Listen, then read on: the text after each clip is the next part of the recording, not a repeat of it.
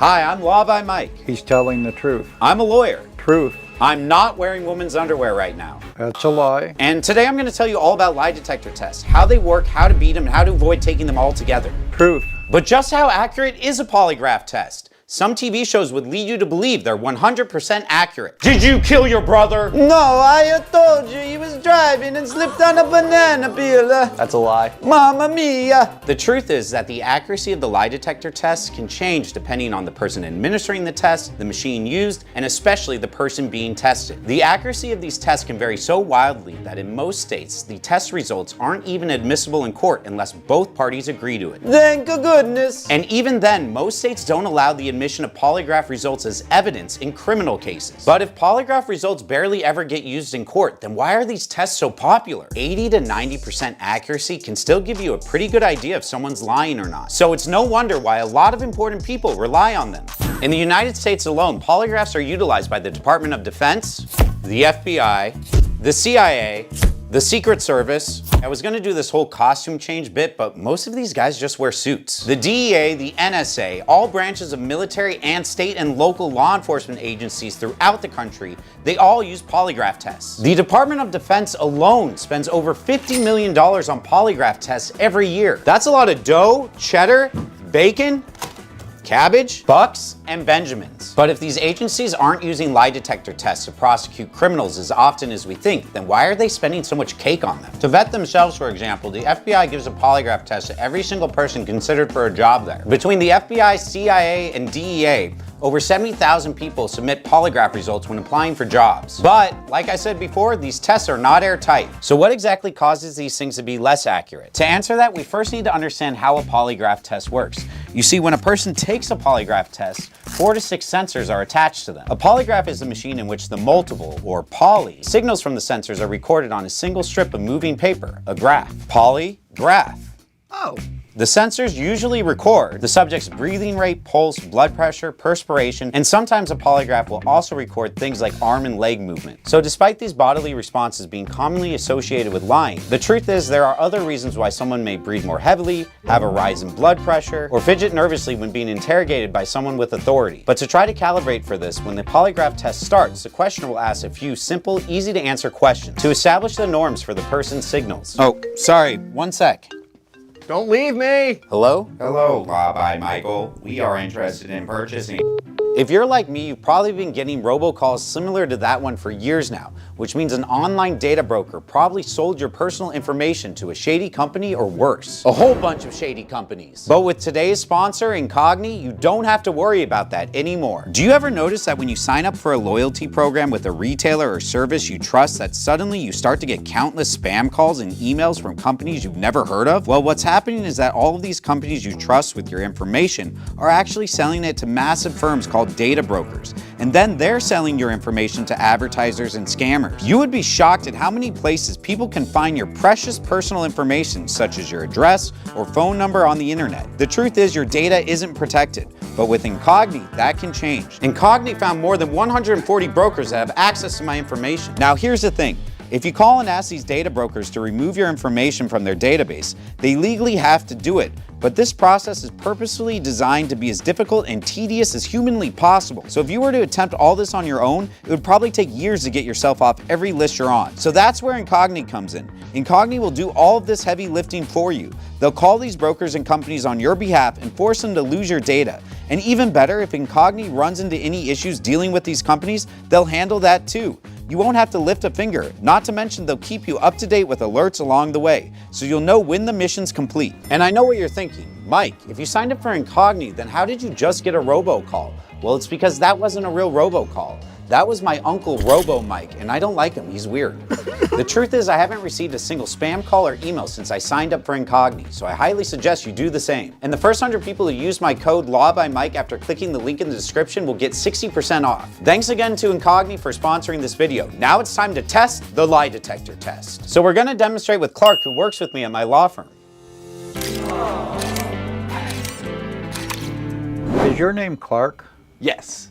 He's telling the truth. Is Mike your best friend? Yes. That is a lie. Do you consider Mike to be a friend at all? Sure. Yeah. Another lie. Do you enjoy spending time with Mike at all? Yeah, of course. Okay, another lie. Wow. Would you say you only hang out with Mike because he pays you? And were you caught off guard when he asked you to be the best man at his wedding? Okay, I think that's enough. It seems pretty clear that this particular machine is a dud. I don't think so. Nope, seems broken, clearly not working properly. Look, it's not even hooked up correctly. But you just... So now that we understand a few basics on how a lie detector test works, I'm gonna give you a few methods on how you can try to beat one later on in the video. Because first I'm going to tell you how you can avoid ever having to take a polygraph in the first place. Oh, hold on one second. Let me just find my notes. Oh, that's just my grocery list. Kobe! FBI, open up! Come with me, buddy. Okay. Ask what's going on here? Is this your grocery list? Yeah, what does it matter? You littered. I was in my own private office. That's not a crime. I wasn't done. We also found 146 gallons of milk at the scene of the murder this morning. That has nothing to do with me. That's not what the grocery list suggests, sir. We're gonna have to take a polygraph test. If you ever find yourself in a similar situation, don't panic. Just remember that in any criminal investigation, the state must produce enough evidence to convince a jury or judge that the accused, beyond a reasonable doubt, committed the crime. This means in order to prove its case, state police and investigators have to gather evidence. And evidence typically comes in the form of testimony, photographs, video recordings, and forensic evidence, and sometimes even the results of a polygraph test. So, if criminal investigators ever ask you to take a polygraph test, it's safe to assume that they're trying to gather evidence against you and not to prove your innocence. Detective, I refuse the polygraph. Can he do that? I can, and you can too. Because you're never under any legal obligation to take a lie detector test in a criminal investigation. Even if the police tell you that the test is mandatory or threaten to arrest you if you refuse, you don't have to take it. And in most cases, volunteering for a polygraph test can be risky because we already talked about how the test results are not always accurate. Well, smart guy, if the results aren't admissible in court most of the time, what's the harm in taking the test? Wow, great question, detective. Thanks for teeing me up. No problem. I'm literally you, Mike. Of course I'm gonna tee you up, pal. Thanks for everything. And goodbye, friend.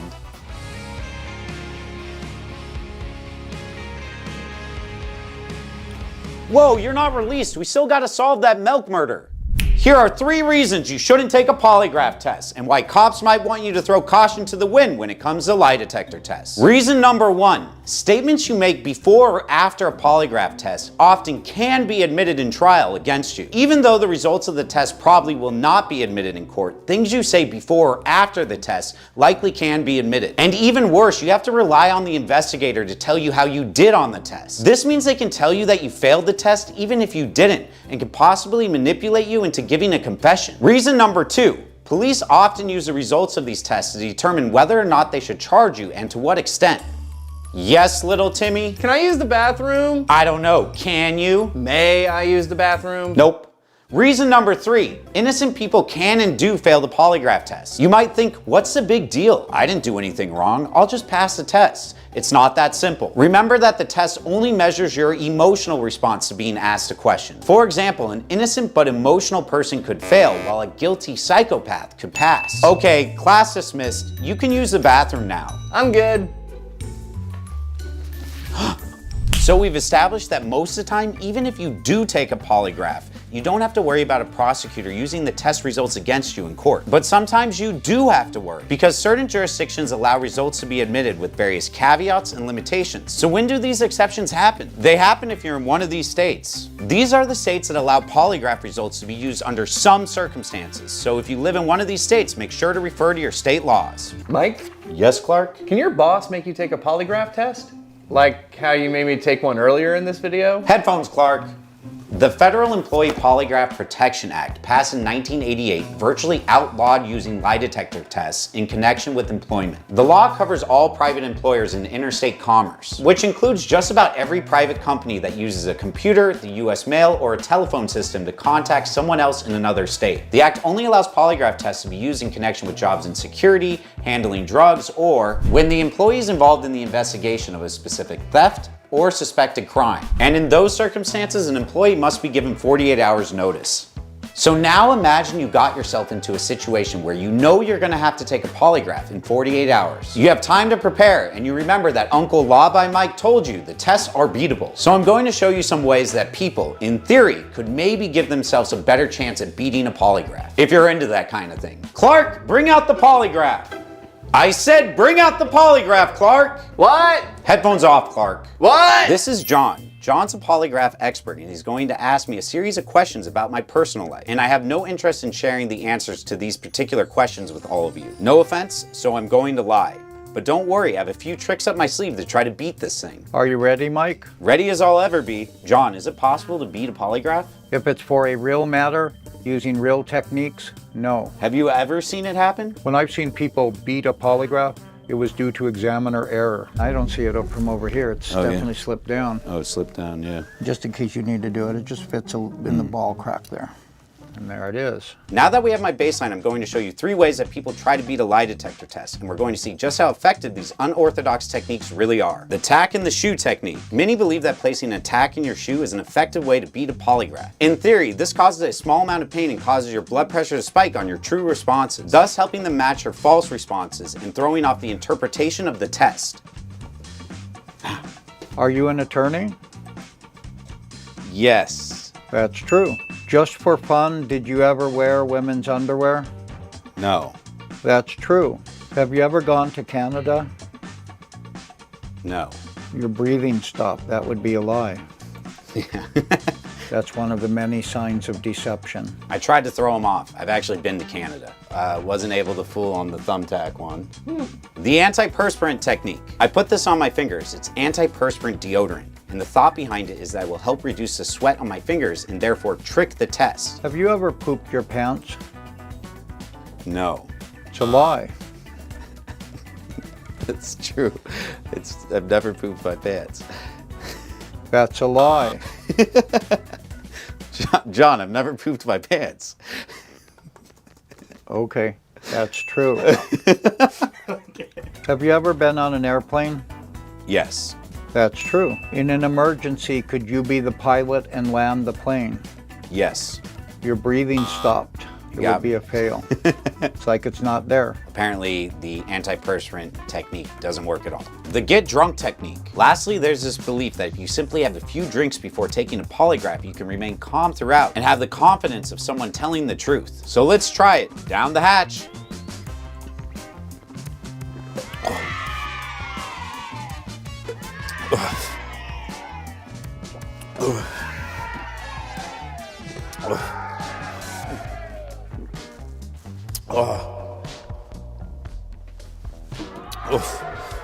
Have you ever been on a boat? Yeah. That's true. Have you ever farted but something warm and lumpy came out? No. Lie. I can't keep a serious face right now. At least one time have you worn women's underwear? No. It's a lie. This is crazy. All right, let's ask some more questions, John. You might not be able to be tested at this time. You might not be able to be tested at this time. So the get drunk technique, it was good, right? Right, John? Whatever. Yeah, I tricked one of the things, so yeah. Drinks, John? Whatever, more for me, John. Alcohol makes no difference because it equally lowers your reaction on both truthful answers and lie reactions, so it doesn't help you in any way. Well, if I just mix these up? You fail if you lie, you fail if you move. It's the same thing on our computer screen. As you can see, beating this test is a lot harder than it looks. Polygraph gurus on the internet swear by physically preparing beforehand, like getting plenty of sleep, going for a jog, or having a coffee. Some say you can beat the test by sticking to simple yes or no answers and avoid explaining yourself, while others insist that the key is not to rush. Take time to pause and compose yourself before answering a question. But in practice, actually attempting any of these techniques and trying to game a polygraph might just land you in more trouble than you started with. So remember, the best thing you can do if you're ever in a situation where you're faced with taking a polygraph is to stay calm, remember your right to refusal, and avoid it altogether. I'm gonna go wash the deodorant off my hands now. Are you the best lawyer on YouTube? Yes. That's true.